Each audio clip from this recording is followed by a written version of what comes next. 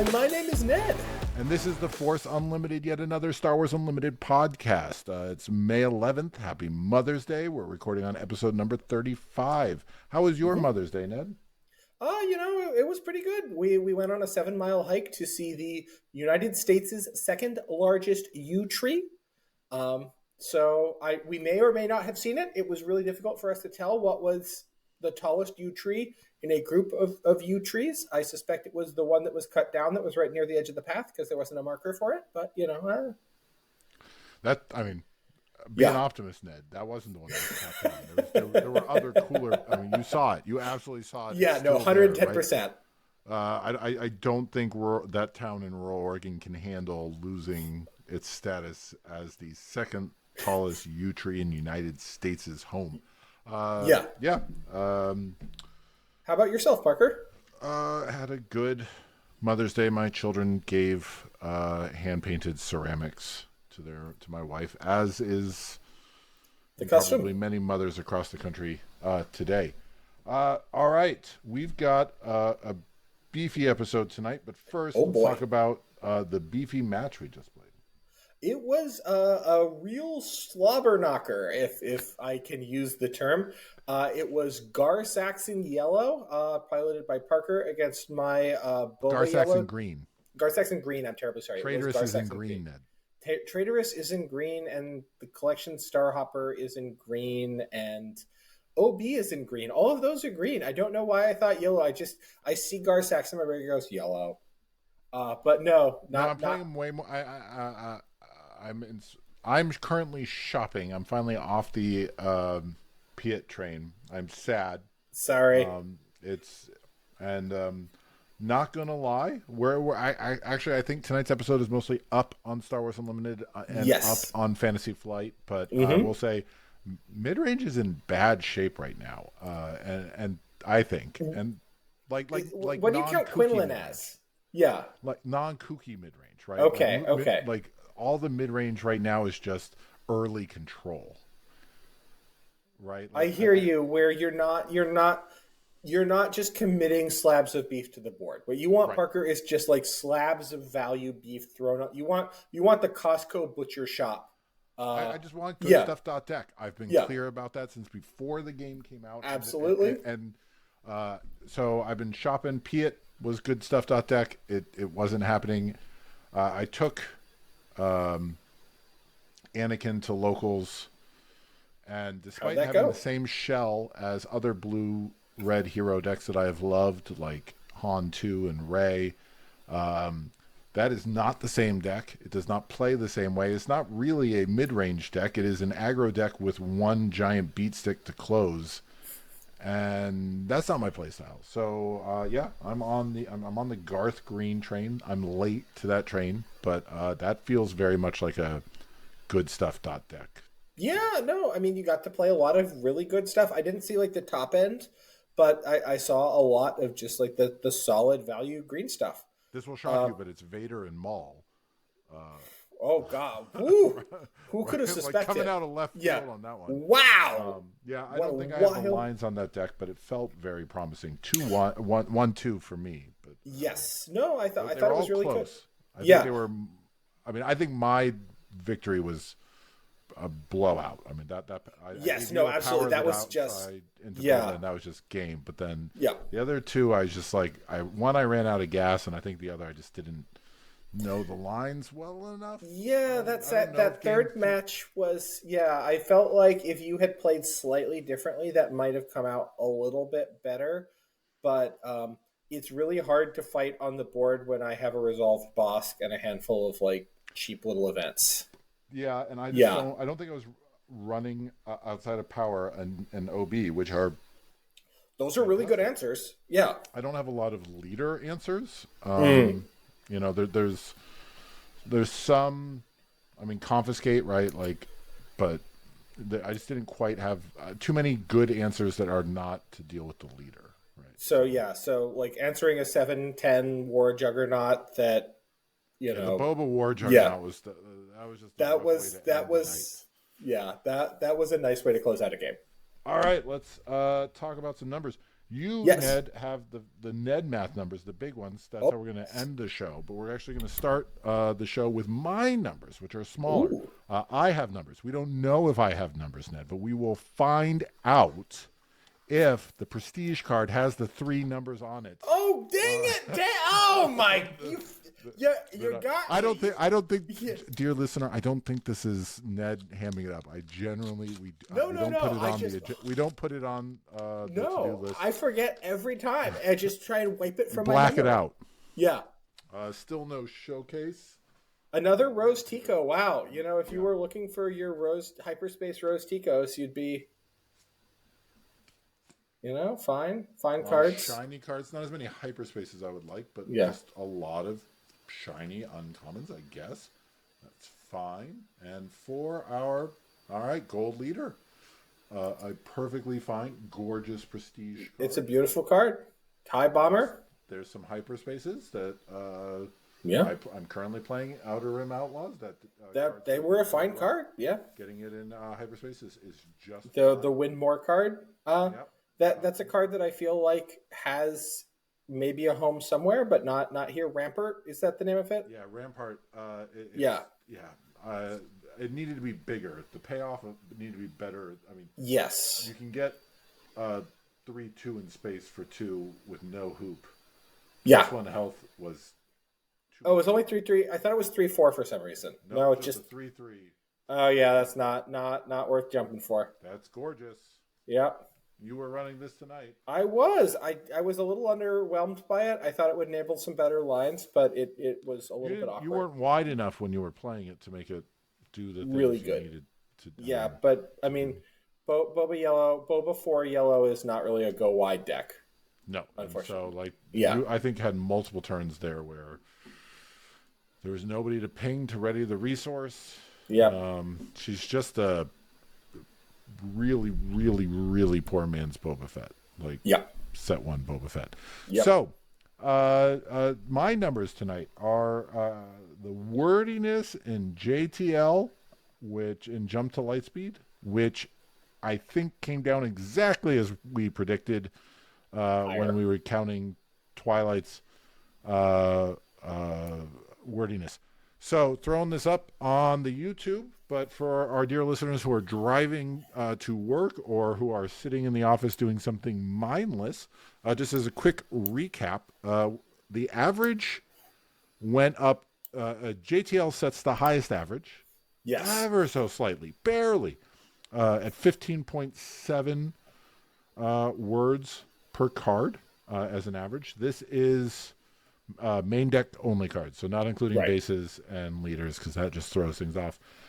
Compared to the low of 14.24 in Twilight and 15.69 in Shadows. So this is exactly the average as Shadows. So not really breaking any ground there, JTL on average. But what's interesting was the median, the middle is much higher at 16 compared to Shadow's 15 and everybody Spark and Jump to Lightspeed Twilight's 13.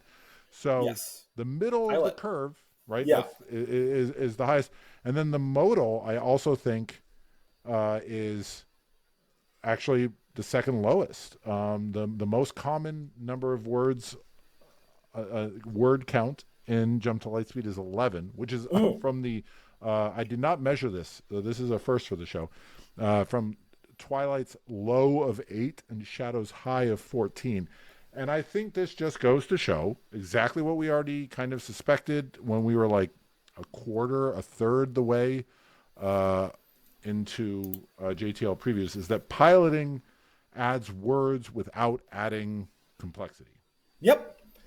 You have to spell out exactly everything that it does, but once you understand what it does, it's very straightforward, but you still have to have... And it really just pulls up the bottom, right? Yeah. It didn't actually add a ton of words, but I think Interceptor Ace is the perfect example, because as a reminder, it has grit if it's a unit, it has piloting, and when you attach it to a ship, that ship gets grit. So it's really just grit. Grit. It's grit on a stick, right? It's grit, and in theory, grit is one word, but grit plus piloting ends up being 6 words. So and we see that over and over again. Of Yeah. they have to print the effect twice, once for the unit, once for the pilot. So that pulls up the average, but the top end didn't actually like the set was less wordy, probably because piloting was a mechanic they could do so many things with. Yeah. I mean, I really like pilot. I will say the one thing that is, I understand why they did it, but is sometimes obnoxious, particularly in limited, when cards do not have the same effect when they are piloted as when they are not piloted. So I'm looking at Dengar primarily as the number of times that I had to correct somebody on no, Dengar does not do his thing when he is when he is not piloting, rather. Oh right, yeah. Yeah. Where he just gets to do his cool thing by himself, but Yeah. not as a bot. Yeah, Yeah. and I think the using the kind of piloting text box, layout to separate things out is a little rough in terms of helping understand the cards, right? Like that, there's no Yeah. words to separate it. I don't. I think it's the best way possible. That is some complexity. It does make me wonder, though, Ned. Yes. I mean, we were both around. You're more of a magic historian than I am, Ned. How early did the sense of evergreen versus not evergreen start to become a thing? Like, I'm trying to That's a think of really the good keywords. question. I'm trying to think of the Um, words that were like keywords that were introduced. Like, I mean, like so nobody I played think banding with the others did not stick. banding So with others did not stick. So legends was one of the first introduced keywords that really stuck, but it wasn't like a proper keyword. It was like a card concept, same thing with multicolor cards. but those are Like now that. like just foundational magic. Those are, yeah, no, you literally, like, there's an entire format that exists for the purpose of playing with legendary cards, and has very strong restrictions on multicolor cards. We Um, haven't seen my 2 color card theory pay off. The more common, more accepted, we're using legends cards from non-canon sources is what has paid off. But I'm still holding out. I'm still holding out hope that that's the big reveal. Is like blue I red mean, they love cards. doing those wild flips at the end of the set. I mean, I Yeah, well, remember those when are the Pal. wild. Yeah, those Yeah, have been the wild leaders. I'm very curious to yeah, see. And we already got Revan. Revan? I don't know. Re, Re, Revan. Revan. I think We, it's Revan. I played huge Star Wars Kotor. nerds Yeah, here. yeah, Yeah, yeah. right. With the mono aspect leader. Hmm. Um, yeah. Anyways, I was just curious because they're like piloting is some mechanics obviously make sense to ebb and flow. I don't think piloting should be evergreen. I I can't don't think coordinate imagine. piloting. Yeah, I don't coordinate makes sense. It doesn't need to be. I still am sad that smuggle. smuggle is not evergreen. Exploit definitely does not need to be evergreen. But we're now racking up a corpus of keywords that are rotating out. Right. Well, So I will say that commonly when keywords have been introduced, what tends to make keywords evergreen is they're introduced in a set, and then there's a period of time, and then they come back, and the time when they come back is when people start thinking, oh, this is something that we're going to make as more evergreen. So the one that immediately leaps to mind is like flashback, right. and Or similarly like cycling. kicker. Kicker is another one. Is that an evergreen? I feel like there's all been a lot of I sets mean, with it's kicker. deciduous. Oh, right. Yeah, yeah. But I think that same thing with flashback, same thing with cycling. Those are both deciduous. Um, Evergreen is a really like high bar to clear. I think that just off the top of my head, hexproof, shroud, ward, and those are all like creature protection keywords. Flying first. Oh, you're talking Fly about ones that were introduced. ones that were Those are introduced after alpha okay. that showed up. For double strike I think is one of the few and because evergreens are like a really high bar to clear. Yeah, Yeah. that's fair. Although and we're getting way afield of Star Wars Unlimited. Yeah. Wasn't Ward added like more as just an escape valve for immune Yeah, or so and again, hexproof? this goes back to tie this back to Star Wars Unlimited. If you'll remember when we had the discussion about mid range and the trouble of like having your mid range value creatures be fun to play with, but also not be just pure mold drifter, like they see value when they enter play. Um, the challenge is you need to make them survivable or like give you value when they're removed, but you also need to make sure that they're not impossible to remove, because if they're impossible to remove, you get very unfun game states. So there was experiments with Shroud, where Shroud essentially makes it unable to be affected by either player's cards. So like you can't target it with a removal effect, and I can't target it with a positive effect. Um, People didn't like that because You it want to touch your felt stuff? weird. You want to touch your stuff. It's my thing. Why can't I touch it? So then Yeah. they tried hexproof for a while, but hexproof is way too far in the protective dial, where things with hexproof are insanely difficult to get rid of, where hexproof is just protection from your opponent's stuff. There was the protection keywords, but protection is like very heavily loaded, and so there's a lot of mental baggage to remember, and particularly for new players, knowing exactly what protection does and doesn't cover is confusing. And so Ward was introduced as the kind of, okay, look, your value creatures need to be able to stay around, your value units need to be able to stay around longer. You need to like tax your opponent a little bit and make the play of you play your cool value guy and then your opponent removes it, less of like a clean exchange. But at the same time, we also need your opponent to be able to get rid of it if they need to get rid of it. Sure. So yeah. But my point, I'm excited to come back to a world where we have recurring keywords, where Twin Suns is just a mess of all the keywords, and we need to start a pool on the most first. Hidden. I think that hidden is extremely likely to be a keyword that's going to stick around because it helps with it helps with unit value, where it helps units to stick around, so you can't just like ambush your unit into their unit. It helps them to realize value. It has interesting counterplay. You think it's as I've talked about before. I mean, I'm not entirely sure. I'm willing. Parker, you've been encouraging me to be more. Vitrolic is the wrong word, but just like pugnacious. Likes, Ned. Yeah. We need controversy. Controversy sells. So I will boldly state that I think that hidden will appear in a set within the next two. So I'm not sure if it's going to be in a Secrets of Power, but Secrets of Power. Thank you. It might be in the March set. Yeah. Okay. Because a lot of times they like to let it rest for a cycle and just make sure that they didn't make any like egregious mistakes. Although it depends on like what the print cycle time is. Yeah. Okay. Yeah. I agree though. It's like one of those cards. It's a keyword that it's pretty simple. It just lets you do. It's Timmy and beginner friendly. Yep. People can't mess with your stuff, and I hate when people mess with our stuff. So, but I actually do. Let's jump to our next segment. I actually want to talk a little bit. I was talking to Ryback, Ryback's there on Blue Sky, about the Obi-Wan leader. Yes. Who we don't talk about previews much, but when we do, the Obi-Wan leader of note, you can spend the Force to give an experience token to a unit without an experience token. You can spend the Force and an action. Yes. And we were talking about whether that's a good catch-all if you don't have anything else to do with the Force. You're playing a deck that's already using the Force, and having an out if you don't have a card or anything that relies on the Force is good. In my mind,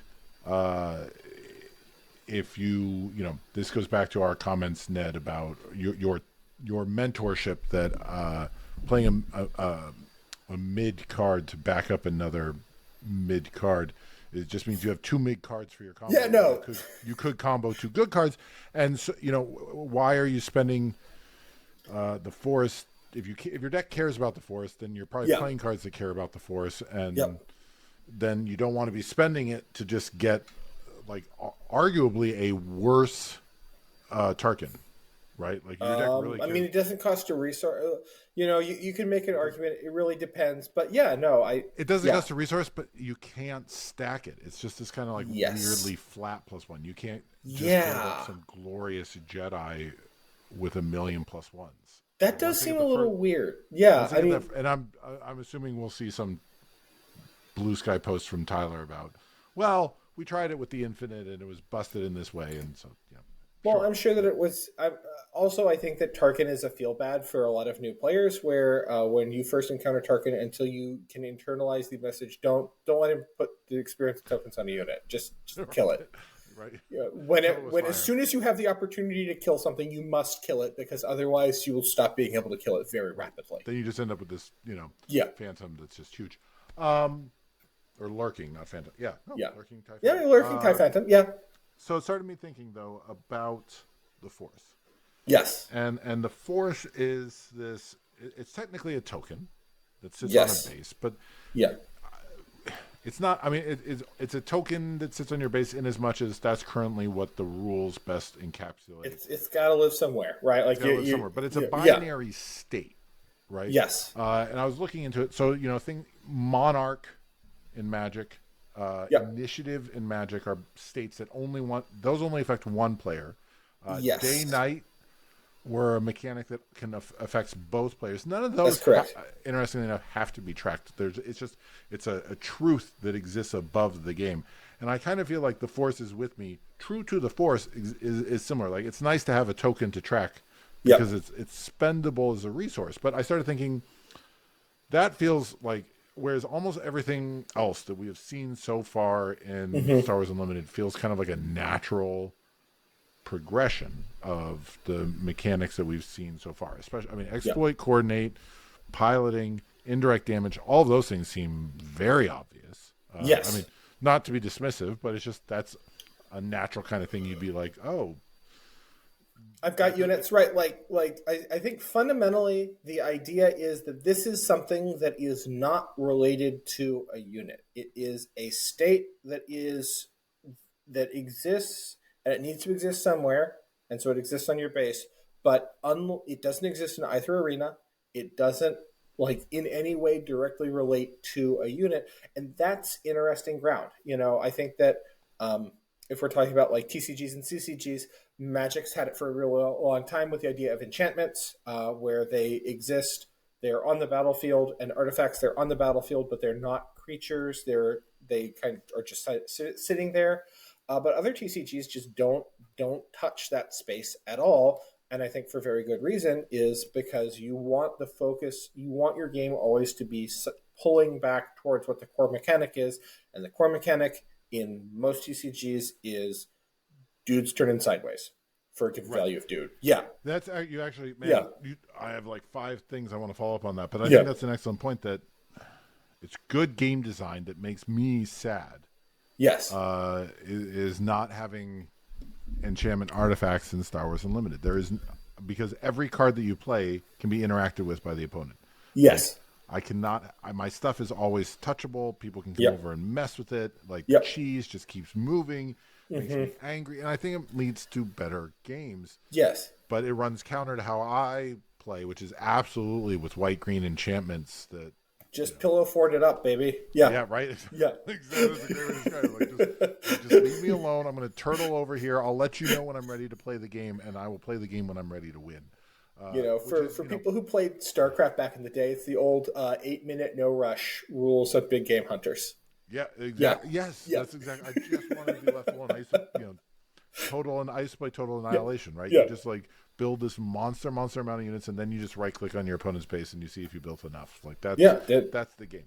yeah. But so yeah, I think it's better. But and this is a state, and it's I've been.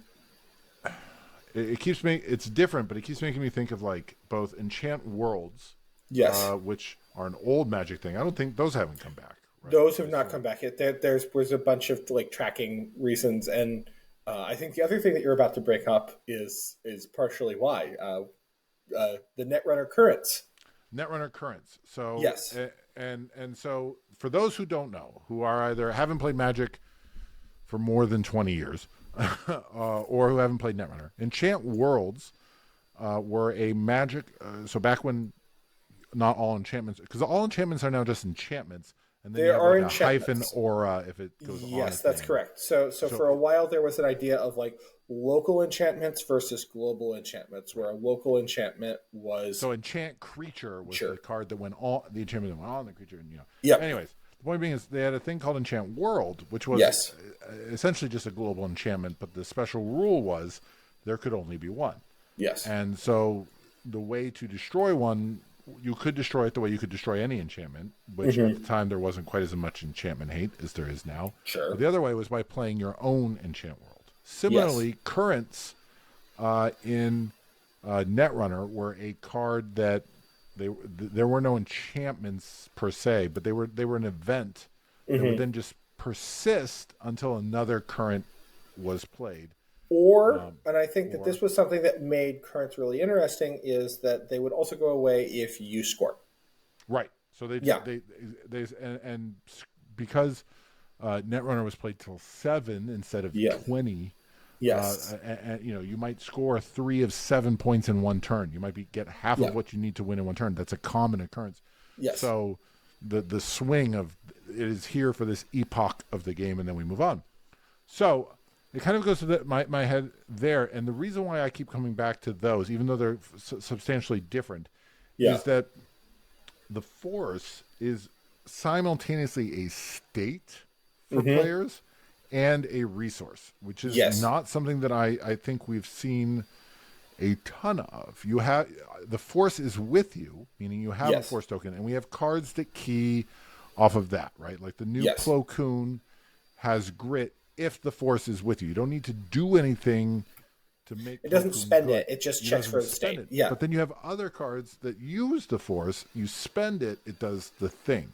And Hmm. it's that kind of like duality that keeps taking me back to the currents and enchant worlds of it's kind of a state, but it's also kind of a resource in the way that like Yeah. and I'm not super familiar with monarch and initiative except for only one person could be the monarch, only one person Yeah. can have initiative. The Like initiative. Magic Yeah. game states, Yeah. but like you could become the monarch, but there was no like Yes. give up the monarchy and get cool To do a thing, thing. No, yeah, right? no, there is not. The monarch, the reward of being the monarch is that you are the monarch, and some things work better if you are the monarch, and you also draw an extra card. And similarly Right. with the initiative, the advantage of the initiative is some things key off of you having the initiative, and you get to and we're gonna go deep into magic mechanics that make Well, me you hurt get inside. a Yeah, small you hyphen, get to venture into a specific dungeon that sure, is sure, sure. the Undermount. Whatever, not Not yeah, important, but the point being is yeah, that there weren't mechanics that are like and give up the initiative. There day right. night you can't like. There's no mechanics like if it's night get a benefit and also make it Then day make a to do day. a No, thing. no. And so I'm absolutely fascinated by because this feels even more so than Smuggle, right? Like Smuggle Yeah. is the closest we've gotten to a kind of a new paradigm Yes. in Star Wars Unlimited, and that everything else just feels like a natural progression of dudes smashing into dudes. Oh, you want to stack piloting? It's Star Wars, obviously. Slap some Yeah. dudes on other stuff, Dudes go on other dudes, right? and Yeah, yeah, coordinate. you're It's just got like big dudes. Yeah, Do you have lots of? Do you go dudes. wide, right? Like, Yeah, and the smuggle was the only keyword, the only mechanic that I really feel like where it's like it cared about the resource change row. something. Yeah, But at the same no, time, it also feels like really obvious because you're learning to play, and that the first pain before anybody even does damage to you, the first time you're playing Star Wars Unlimited, you're teaching a new player, and the first pain they feel before they get noped, before like they run face first into boba, before anything, the first thing they do is they take 6 cards, and we tell you a third of these put go put away. away. Yep. You just saw your favorite card in the game and it's expensive, so you don't get to play it. That's the first pain everybody feels. So your immediate, like, because everybody's got a streak of Timmy. It might be very Yeah. thin, but everybody's got a streak of Timmy. Oh yeah. Your immediate wish list is, I wish I could have it back. Right? Yeah. Like, so that feels very, so Smuggle feels like it's new. It's like we're adding a new space on the board that can be manipulated and played with, but also feels Yep. very obvious and natural. The point being, I don't have a point, dear listener, and you know that. The point being is that the Force it's a state, which feels huge. Yes. It's also a second resource. Yes. which feels huge. Yes. Either of those have existed in other TCG's history. We've had Yes. other resources that you can spend. We've had states that apply above a given card. And they're Mm-hmm. immediately leaning in and going for both by Yes. making the state it's also a resource that you can only ever have one of. Right. That feels huge to me because there's so much they can do with that. Yeah, I'm trying to think. I mean, like, racking my brain here really quickly, there's nothing that immediately comes to mind other than currents. I mean, and again, to your point, that it doesn't, you didn't spend your current, right? It wasn't that you could spend that as a resource. And, in the magic space, being able to, you have like energy, you can get counters on yourself. So like you can get experience counters. There's the idea of emblems, where emblems are kind of like an enchantment, or they exist in some kind of like a nebulous third space, that shoot math rays into the sorry. But then, Shout out right, to my Platonists out there. But yeah, no. I for me, I think what's really fascinating about it is it'll be, to the extent that any new sets cool mechanics uh like dominate the metagame, Yeah. which I think we've struggled, right? Like smuggle, like we talked about last episode, we don't need to like relitigate. There have Yeah. been a lot of decks that have just run with one mechanic and owned. I'm gonna jam this mechanic as far as it can go. I think that the only deck that I am currently seeing that takes a mechanic and just like turns it to 11 is the Boba Indirect deck. Right. And that's, And yeah. yeah, but that's almost. I mean, that's only because I don't even think that's necessarily it is, but that's also as much.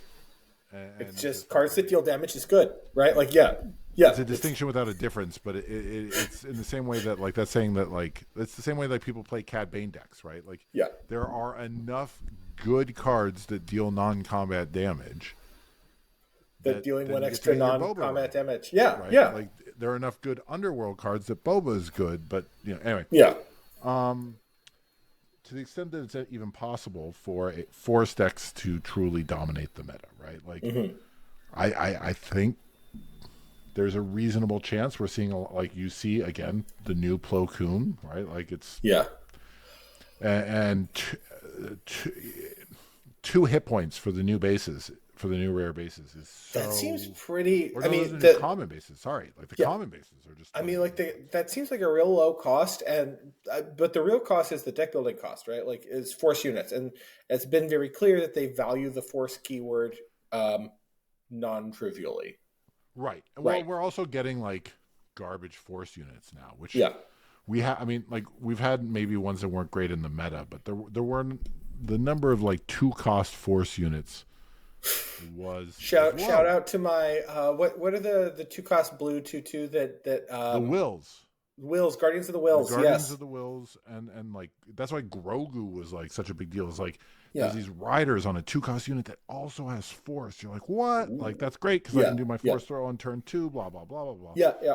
And now we're just going to be lousy with them. So yeah, it's a deck building concern, but not going to like. There's going to be plenty of force. I have a question. I have a question for you, Parker. Before we move Wait. on. Let me finish. Yeah. Oh, sorry. My point Sorry. being, Yeah. so to the extent that force can even dominate, Yes. in a meta as opposed to just cool center combo type stuff that Yeah. every other deck is, it'll be interesting to see if you're able to build a deck that it both wants to have and spend the force, right? Like there's going to be some balance, but are there going to be decks where it's just gain, spend, where it's just like every turn I want to spend the force to do a cool thing? Or is it going to be more decks where it's just like, yep, I got my force on turn 2 and I've got like 2 or 3 spend effects, but it's mostly just I want to have Plo Koon with grit the whole, Will you be able to do both, or will decks gravitate towards? I think it's going to be interesting. I think it's going to vary deck by deck, right? Like, I would say that the Darth Maul leader, for example, I would really want to like get and then spend the force because being able to do 2 damage is like is a lot of damage for no resources. Yeah, I saw Tyler post and I hadn't even encouraged you that like you don't have a choice on doing 2. Like it has, like if you can, you must, and that'll be interesting. What was your question then? What do you think are the odds that there will be a card that will interact with your opponent's force to make them have the force no longer with them? I feel like that's a fun safety valve that I would include. And like, if so, Oh, I don't even yeah, I don't yeah, even like, think yeah, if yeah, yeah, something seems almost like it's such a slam yeah, dunk. yeah, Taking it from your opponent, mm, it could just be like if your opponent has the force, but that feels like that's not going to be great outside of limited. yeah. Then, but you get in these weird ones where it's like, do you want to have something that's like if your opponent doesn't have the force, right?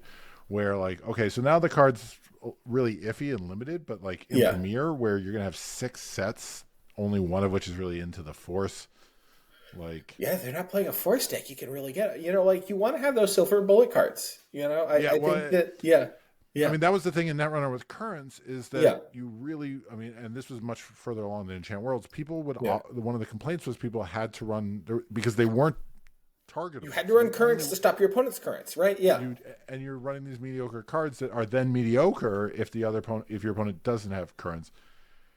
And so, yeah, yeah.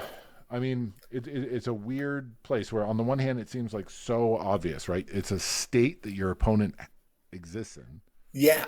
And so, and we do that with resources. At this point, Yeah. resources. We take them, Yep. we check if your opponent Exhaust your has opponent's more, we check if you resources. have more, Yeah. blah, blah, blah. Yep. So you could do that for this other resource. You can do this for the, does your opponent, if you have the initiative, blah, blah, blah. So it's like absolutely seems obvious. Yeah. But the fact that it's being introduced in a singular set, like the force, it's not like the LCG, right? Where Yeah. the LCG, who had the force was like baked in, right? Mm-hmm.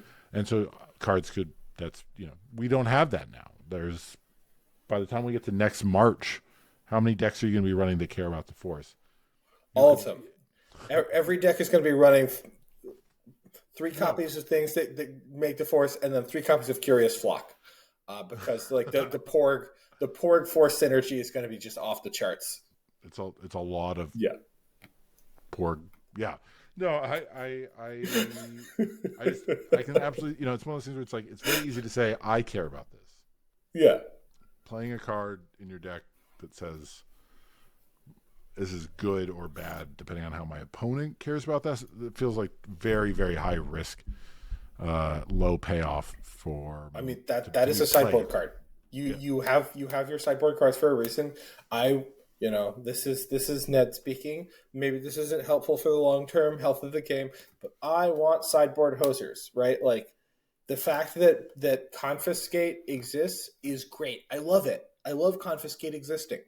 I think it's wonderful. Like people running flipping disabling Fangfighter, right? Like it's a mediocre unit that's stapled to a silver bullet effect, and those are great for the health of the game because when you have these kinds of effects, it means that you can turn those dials up. Because if you have a really strong effect, as long as there's a counter out there, I mean, No, I mean, for like a it given used to be value, disabling Fangfighter was a cyborg card, and now yeah, you're like, is it actually main deckable with the right. number of And pilots? interesting, Right. like decision points, right? And because you have, and I remember back when people were talking about pilots, is nobody's going to play pilot leaders because the hate is too strong, and that's true, right? Like I think that outside of maybe like Luke or Poe to a certain extent, but Well, those but areas Luke's don't immune, right? yeah, yeah, Like yeah. Um, but people play Boba, and like you accept it, right? Like Boba will get removed by disabling Fangfighter. That will happen some percentage of the time, and you're okay with that because you are running a deck that is on the edge of degeneracy. And the more things you get in that like nebulous gray area of I'm doing something that I probably shouldn't be, but the game lets me. But having the game have those balances, so uh, the more people go into that space, the harder the meta shifts against them, and then it brings order back to the universe. It's this beautiful cycle. I love it, and so it's got yeah, to be. I mean, it's got to be pretty yeah, simple. But yeah, I'll agree with yeah, you. So yeah, a card that's just busted good if the force is not with your opponent, where like then okay, so that card's really good, and you get I into wouldn't do that as much because then that forces your opponent to have certain cards. I think more a card that takes the force away from your opponent is a safer design, is a more like a design space with more friction. Maybe we'll see. I don't know. maybe, I'm I not. mean, Yeah, yeah.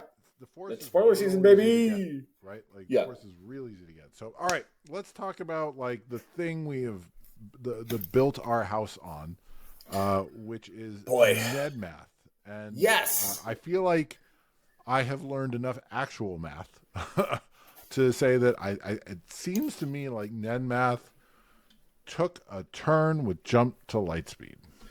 I think it's gotten a fair bit better. So I did some things. Number one is that I cleaned up some of my regular expressions. So it turned out that some of my regular expressions were not quite catching all possible versions of certain effects and getting the numericals out. And that is because they were formatted in different ways and also because I'm bad at writing regular expressions. So Because I regular sat. expressions are no everybody has empathy for you, Ned. Like some people hate regular expressions and some people are like, yeah, they're a really powerful tool that I've stabbed myself with many times. Yeah. Like everybody has sympathy with that. So okay.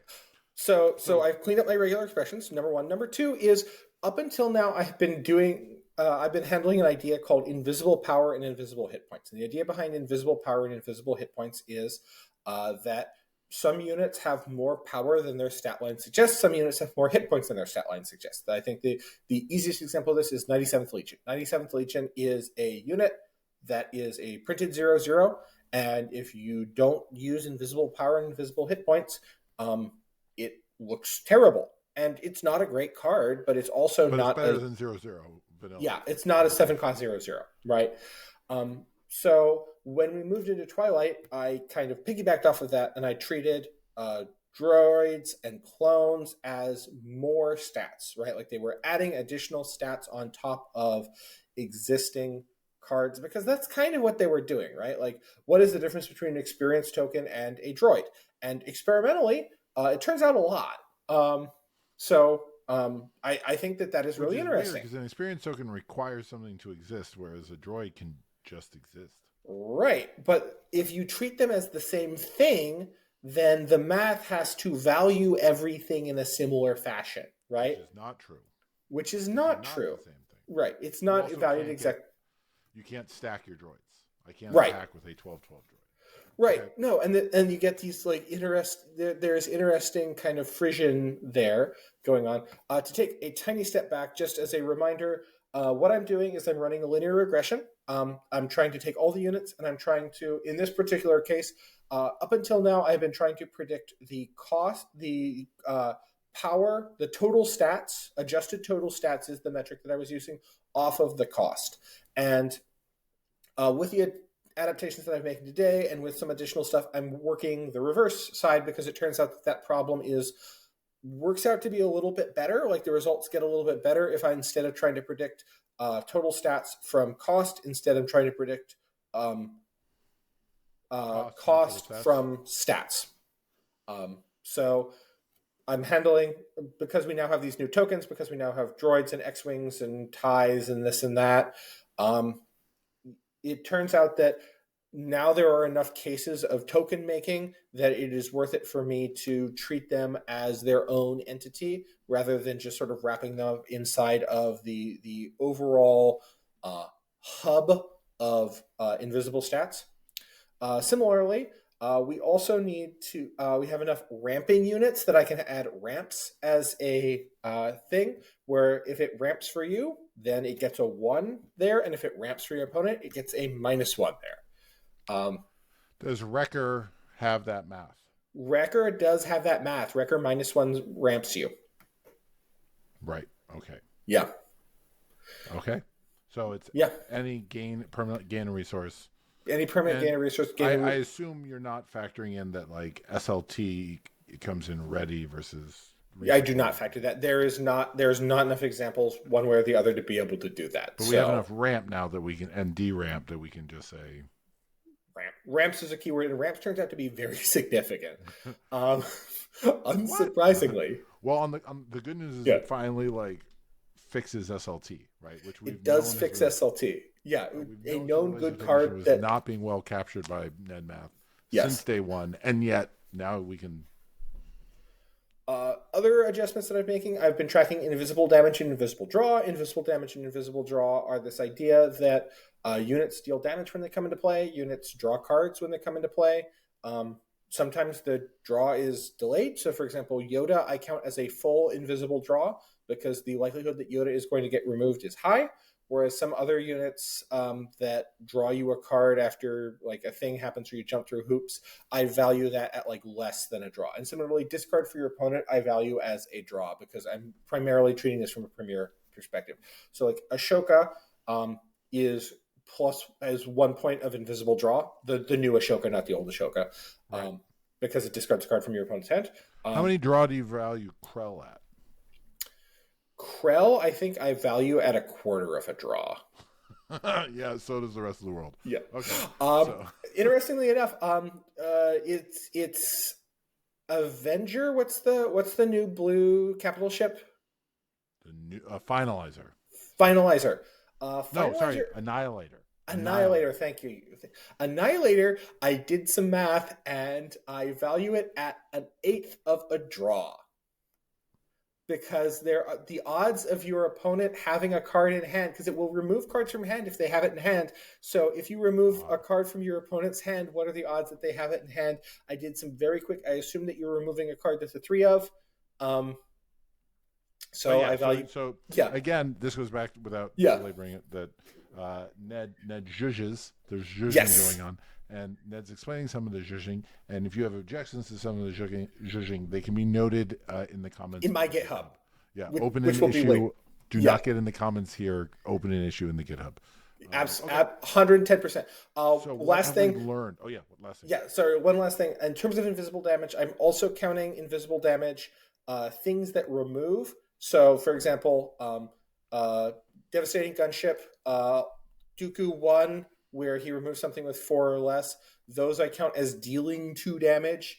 Luke 1 I count as dealing, I think, 4 or 5 damage.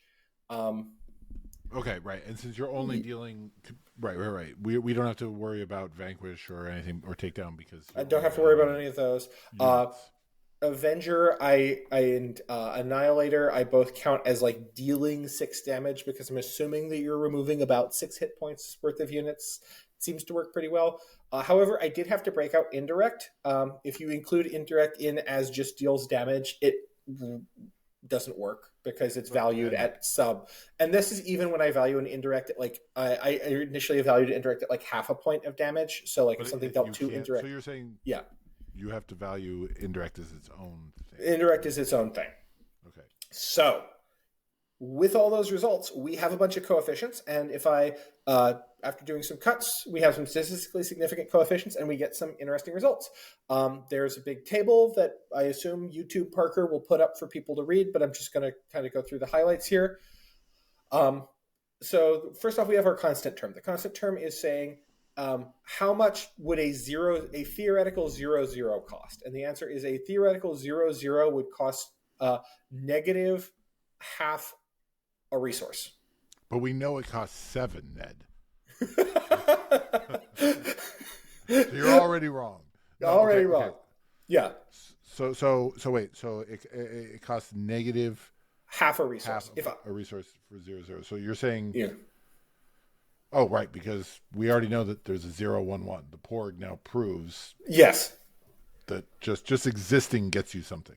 Yes, okay. And that is the case, right? So if you look at power and HP, power is valued. They're both valued at about half a resource, with power being worth slightly more and HP being worth slightly less. This tracks Nedmath.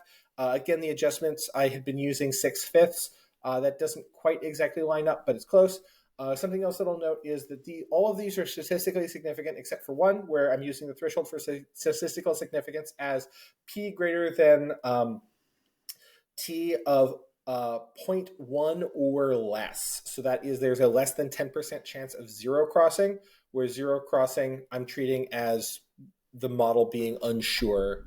Keep going, Ned. I have been tracking. I have been with you on this journey, and you've lost me a little bit, but that's okay. Basically, I'm only including variables in the final model, and I've trained on them, but I do not I do not keep them for the final fit. I'm basically culling anything that we're not sure, that the model's not sure about. So some of these Except for things, one, you said there's one thing except for that. one, and we'll get there. We'll get there Okay. because, and it's needed because of the way that I'm handling some dummies. So we've got power and HP that I talked about. Arena is worth slightly less than a hit point at this point. So previously it had been worth about a hit point. Now it's worth slightly less than a hit point. And one of the problems with cost is Do you that think it's that's coarse some of that's grained. just like JTL being so Yeah, aggressive about putting out yeah, lots of space yeah, units now? yeah, Okay. yeah. Okay. JTL is having a lot of space units, and so because But JTL, that's, it's interesting yeah. because that it's funny because clearly Phoenix thinks it's worth one. Phoenix Squadron thinks it's worth one, I think and that it yet is. I think it is worth large. It's worth about one hit point. And so this one of the issues is that cost is kind of a coarse grained variable, right? Like you can have a cost of one resource, you can have a cost of two resources, you can't have a cost of 1.5 resources. right.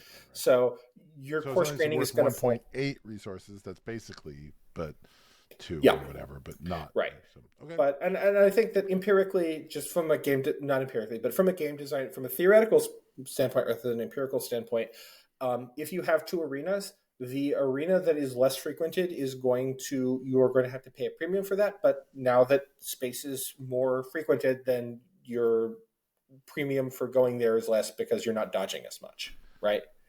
And do you feel Yeah, the tracks that most of the space units we're seeing are new space units? I think that it Does helps, that right? vibe Like, with you? Right? Like yeah, I'm that trying to think vibes. like Yeah. we've got the Raider. And I'm trying to think like what set one, set two space units are still regularly. I mean, there's still plenty. Raider, the 3-2 7th Legion Defender, Inferno 7th Legion Squadrons. I mean, Defenders. so there are Yeah. some, but they were all the ones that were like almost auto includes for their colors anyway. Yep. Yep. So to keep up. Okay. Yep. Invisible damage and invisible draw. Invisible damage is worth about a tenth of a resource per point of damage that you inflict. So if you're inflicting 5 points of damage, then that's like a hit point. That's a lot, but That almost doesn't track with me. I'm thinking I might be undervaluing it slightly. The error is about 0.03 on this, so it'll be interesting to see how this is shaking out. We tend to see damage in higher numbers, so fair. Yeah. when we have significant damage and we have small amounts of damage. So I'm looking here at like P38. P38 Right. is Pings yeah, twice, right? pings twice. It's like a 3-2 for 3, so it's slightly It's doing essentially 2 points of damage for yeah, one cost. Okay. yeah, So yeah. Okay. yeah. Invisible draw, it's worth about a point of power. A point of drawing a card is worth about a point of power. All things held equal. I don't want to go through these line by line, Ned, because we got Yep. people in a car. Sorry. Okay, yeah, people in cars. Jumping ahead. Tell us the cool ones, like The cool ones. Like, the ones I'm looking Restore is back on the menu. Restore is able to be fit again. That was mostly due to my regular expression. Restore. Ambush is a really big one. Ambush and shielded are both worth about a resource per. So if you are ambushing, it's funny because like ambush is a point, almost 0.9 resources. Yeah. It's essentially a whole point of resource to get the ambush. Yeah. But what I find fascinating is the bounty is essentially makes it cheaper, but that's not really the way it plays out because like you're averaging everything from the good doctor all the way up to trivial stuff. Grit is also worth about a point of resource. Interestingly enough, making a droid token is worth about a point of power, slightly more than a point of power. If you compare that to an invisible power and invisible HP, one invisible power and one invisible HP is worth slightly more than making one droid. So an experience token is worth slightly more than a droid, which I think is empirically tracks. Yeah, not a lot. Clone, if you make a clone, that's one resource. One for a 2/2. Yeah. That we've seen that. So ramp is about a resource. Here we're lumping stuff together. So like Architens and is probably not paying as much for the ramp as like Super Laser Technician in terms of stat points because ramp early is worth more than ramp late, but I have to kind of smoosh everything together in order to get it to work. Making X-Wings. Making an X-Wing is worth almost 2 resources. So I see you don't know the ability to make a tie. Making a tie was not statistically significant. Okay. Right. Okay. Fair. Sure. Which is interesting. An indirect is worth 0.19. per indirect, which is Now I'm interesting. fascinated by the next line, Ned. If you can't see the screen, tell me about the next line. The next line is, did you come from TWI, the Twilight of the Republic set? Coming from the Twilight of the Republic set, you cost That is about... that is This statistically costs a little, like, basically this was, and this is statistically significant. None of the other sets were statistically significant. Is that, like, on average, if you came from TWI, you were slightly underpowered. You can't. It cost a fifth of a resource point. Like they all just essentially had a fifth of a resource point less of cool stuff. Wow. Yeah. Okay. Well, that confirms. Like Yeah. that makes me feel really good about Twilight being the set I bought the least of. So wow. I love that. Okay. Invisible powers were slightly less than an invisible HP, which I thought was kind of interesting, given that powers were slightly more than an HP. But I also think that there are a lot more cards that give power than there are invisible power than there are cards that give invisible HP. For example, I count the what's the rebel guy that fleet leader, fleet Oh yeah. lieutenant. Who gets a +2 in attack? Yeah, Yeah. that guy counts as like 1 point of invisible power because it doesn't stick around. Oh. So Okay. instead of 2, Because it's whereas not temporary. Got it. because it's temporary, right? So again, get in the GitHub if you want to argue with me about specific things. Another thing is the rarity dummies. So this is where we get the one non-statistically significant. So basically, I count rarities 1, 2, 3, 4, 5. With 1, I think, being common and 5 being fixed, if memory serves. So basically, if you are a rarity 4, so if you are a legendary, rarity 1 is legendary, and let me double check on that, how I code those. But rarity 5 is the one that is not statistically significant, which I thought was kind of interesting. And I believe rarity 5 is fixed sets. Special, yes. Yes, special. Should go. Well, I'll cut out. Rarity 3 is rare. Rarity 3 is rare. Right, and so rarity 1 should be common, 2 should be uncommon, 3 should be rare, 4 should be legendary, 5 should be special. So the fact that special doesn't track makes sense because it's not there. I think the fact that escalating rarities are essentially costing you resources in this model is largely due to the fact that legendaries tend to be more expensive cards. You don't tend to get a lot of legendary cheap units. Oh, I see. So that might be like a multicollinearity. Yeah. Rarity 5 goes down. So let's start the episode back up. So, okay. So special, which is rarity 5, goes down to 10. Or 1/10 of a resource. It's worth the least, right? Yeah. Well, other than common, right? Like everything's being measured against common. Oh, so special is worth a little bit more and that makes sense because they're at least making an intentional choice to include it in the deck. That said, the special p-value is non-significant, so I wouldn't read into the special. So but that's the one you're saying. Yes, that is the one. But I have to include it because if I don't include it, then the specials get lumped in with other things. Like basically, the way that specials work are that I just have to accept that specials are bad, and I have to keep that one variable so that everything else works. But I do think that like rarity 4 being positive and rarity 3 being a positive number is multicollinearity. All right, we're coming up on an hour, Ned, and all right. We're going to look at your graphs real quick so that I can put them up on the YouTube. Yes. We're not going to talk tonight about how the Gideon's cruiser is doing. Okay. I mean, let me do the top 10. Let me do the top 5. Let me do the top 5 because it's not there anymore. It's not there anymore. Okay. Ooh. All right. You already spoiled. Okay. So. Yeah. All right. So we've got our. First off, we have our fit, where when we're looking at our fit, we get to see what the predictions are versus what actually happened. You can see that we track reasonably well. Next up, you can see our errors. You can see that our errors are heavily clustered at 0, which is what we want it to be. Yeah, that's a very tight cluster.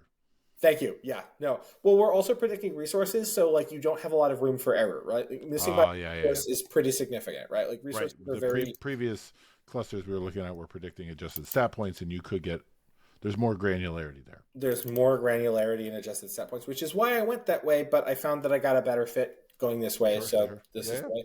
Finally, we have our QQ This plot. is the way, Ned. This is the way. You don't get that joke Uh, because the you haven't watched The Mandalorian. Man, yo. Ah. the QQ plot is supposed to show off our how well we are doing. If it was perfectly horizontal with like -2 lining up with -2, basically it's seeing how much are we off in the tails. And the main thing you're looking for in a QQ plot is it linear? This QQ plot is largely linear, but you'll see that we have some big misses in the tails, which is suggesting to me that what Is we've it got supposed to some. be just empty white in the middle? That is too many dots plotted on top of each other. Oh, okay. Got it, got it, got it. Okay. But Oh, you can track, yeah, yeah, because but they you have a can still white kind of outline. get so it's possible Yeah, there's a huge spike right at zero. Or is it? there isn't, but it is possible. In this plot, I could be hiding a huge spike in here. There's not. Um, but Okay, wow. It's that getting we tighter do and have. tighter. Nedmath is getting more and more Yep. accurate. This is incredible. And then we have an R squared of, I believe, 0.89 was the number that I gave you. What was the number that I gave You you? didn't give me a number. Oh, you did. 0.893 out of 1. Thank you. 0.893 out of 1. Pretty good. Yeah. So the old B plus where We'll take it. Hey, I so went to school where that was A minus, Ned. oh So you got to go to a looser school. All right. all Let's right do the top 10, Ned. We're here. We're not going to come back. all right, top 10. All right. So number 10, Wild Rancor. We predict that it should cost 7.25 resources, and it costs 6 resources. Okay. Yeah. Yeah. Oh, I like doing this in reverse, telling people what we think it should cost. This is so much better. I mean, I understand why you went the other direction, but this is more satisfying, and the fit is better. Okay, great. So the Wild Rancor, you're getting like a discount of like 1.25. Yep. Next up, we have Fireball, an explosion with wings. The model predicts that it should have 3.25, cost 3.25 resources, and it costs 2. I'm going to chalk this up to you not sufficiently valuing terribleness. I mean, I have it at -1 invisible hit point because it's going to stick around for a round, right? Like it's a 3/3 ambush that sticks in space. Yeah. Okay. All right. Number 7, we have the Invisible Hand, crawling with vultures. The model predicts it should cost 7.25. Pardon? We should be at 8. Are you doing yes. No. Yeah. This is 8. Yep. This is 8. Crawling with vultures. The model predicts that it should be 7.25, and it costs 6 resources. And that's again because it puts things into play. In general, the model really likes things that put things into play. Now, I didn't say that Gideon's Light Cruiser wasn't in the top 10. I just said it wasn't in the top 5. So coming in at number 7, we have Gideon's Light Cruiser. Hey, I mean, it's a lot of value. It's just not. It is a lot of value. You just have to not where and when you want it, and so forth. Okay.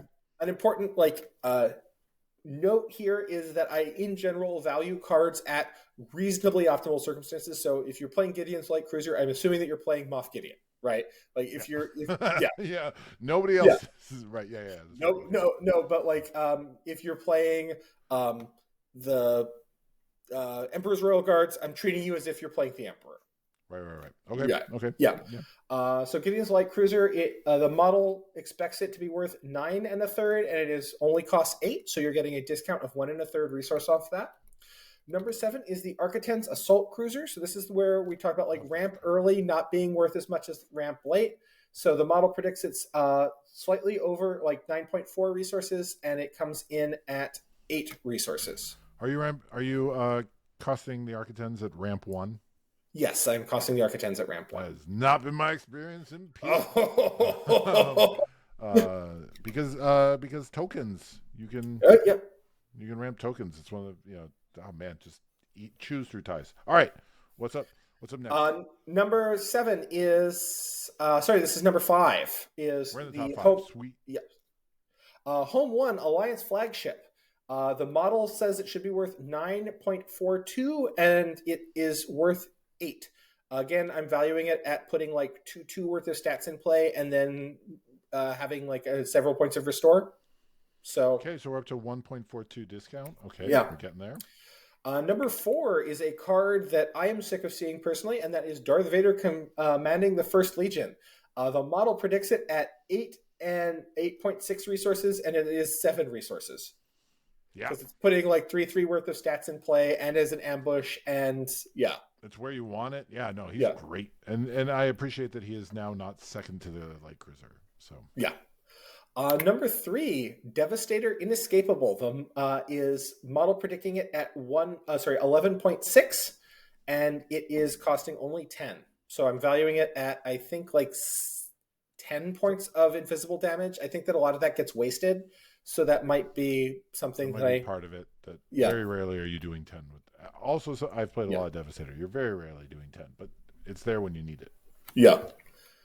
And it's Sentinel, and it's in space. Yes. Number two is Crate Dragon. The model predicts it at 10.65 resources, and it only costs 9. And here I'm assuming that your opponent is taking 5 invisible damage for removing. Yep. Yep. And number one, which is why I had to call out that I am valuing this with some invisible draw, we have Annihilator Taggy's Flagship, because it is doing 6 invisible damage and then giving you 1/8 of an invisible draw. So that is model predicts 12.86 and coming in at 11 resources. Annihilator doesn't get played, but it's probably just because it's still yet too expensive. But right. Congratulations on a top 5 that much more like maps to reality than any previous top 5. Yeah. So we're definitely getting somewhere. You're getting somewhere. I'm going to ask you. I want to challenge you, Ned. Yes. To number of aspects on a card. I feel like that I have modeled that before. I didn't include it in this model run. I can go back and try and throw it back in and see what we get. Previously, there was an issue where I could find the number of aspects wasn't significant, but I could find that some aspects had interesting. If you'll remember that analysis that we did that looked at like yellow black being maybe. I don't believe you, Ned. Number of aspects has to be significant. I think that it is. I think that it will be significant at this point. But okay, yeah. We'll grab it on the Legends of the Force. Yes. Ned Math. Roundup. So yeah. All right. What else do you have to give us, Ned? I think that's most of it, other than that I found that this regression was reasonably satisfying, and I was really happy with the results that I got. Like there's still room for improvement, but yeah. You got Light Cruiser out of the top 5. Yeah. Your top 5 mostly maps to reality, and like, let's be honest, unlike the Light Cruiser, Annihilator actually is a card that everybody wishes they could play. It's just like it's just at that top level, it's too much of a win more. But everybody that's the legendary. That's the timmiest card we've seen yet. Yeah, I mean, a huge value, right? And 3, you've been able to say that A set is statistically significantly worse. Which, like, since I saw that, my head has just been trying to figure out how I'm going to craft a post about that. Like that I can't let that go. That's incredible. All right, that is our episode, dear listener. That is episode number 35 on Mother's Day, May 11th. Thank you for this ride. We hope we taught you something. If you want to teach us something, send your thoughts to theforceunlimited@gmail.com. I read the email. Ned reads the email. Ned, do you have any thoughts for dear listener before we call it? I absolutely do. I want to thank Aaron, and I want to thank Josh for writing in with well wishes, and hopefully we've done some. Seems like at least with Josh, we've done some inspiration about doing analysis of their own. And Josh, I'm excited to see your analysis when you have it. Get on the show.